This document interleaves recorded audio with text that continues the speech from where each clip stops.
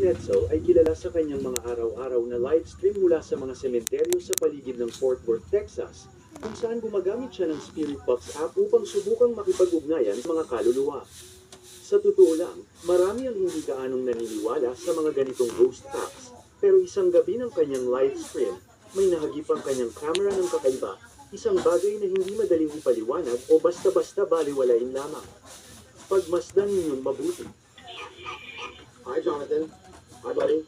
It's nice to talk to you. Whoa, whoa, whoa. Whoa, whoa, whoa, whoa. It just said Jonathan, bombings 1920. You're amazing. More strength. Right. It just said right. Habang papalapit si Chris sa isang lumang lapid, ikita sa video ang isang maliit na puting anino, halos kasing laki ng isang bata, na lumabas mula sa likod ng puno at biglang naglaho.